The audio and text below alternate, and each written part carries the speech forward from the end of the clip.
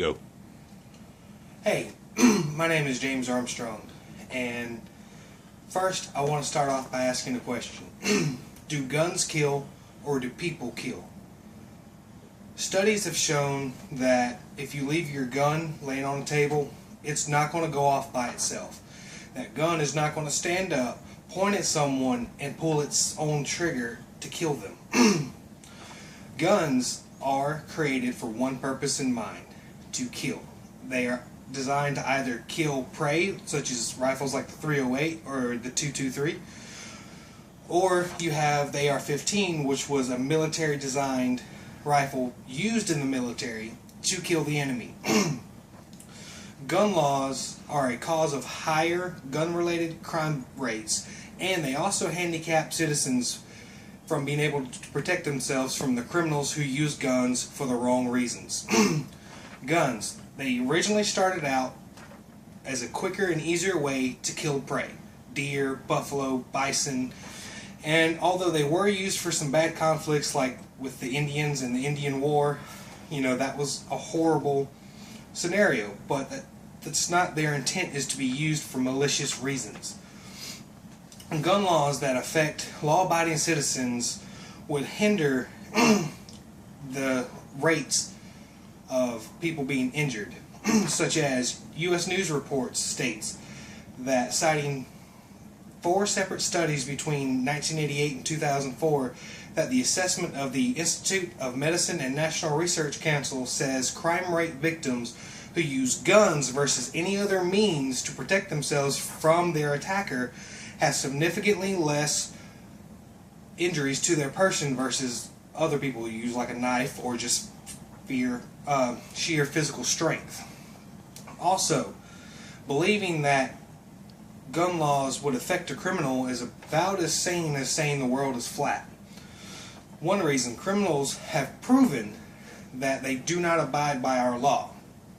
Therefore, you could assume that even if the gun laws are saying guns are banned everywhere, you're still going to have a criminal who's going to have a weapon who's going to shoot you. The Clarion Ledger kind of proves this in this way. An alleged would-be robber walked up to a man at a Motel 6, asked him for a cigarette. Guy said, "I don't have any cigarettes." The man who was asked turned his back, and the guy pulled a gun on him and said, "I bet you don't have one of these." The robber did not take into account that man may actually have a gun. The man turned and shot him, defending himself from his would-be attacker. Gun laws, if they were banned, that man could have been robbed, killed, or worse. Also, crime rates have been proven not to drop when strict gun laws are enforced, such as a study from John C. Morehouse and Brent Weiner, that the fact remains no empirical study, regardless of the type of data used, has found a negative relationship between gun control measures and crime rates. Why are we still thinking that the answer to gun violence is more gun laws, when this study has shown that's not the case? Also, a Harvard study by Don P. Cates and Gary Mauser says that Russia, who had practically outlawed guns in the 1990s, had a 3 times higher crime rate than the United States during the same period.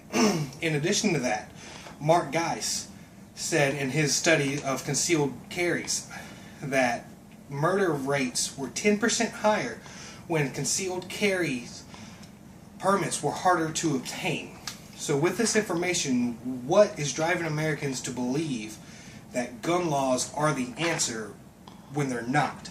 Studies has been proven and shown gun laws are not the answer to high crime rate, high gun violence rate, and murder rates.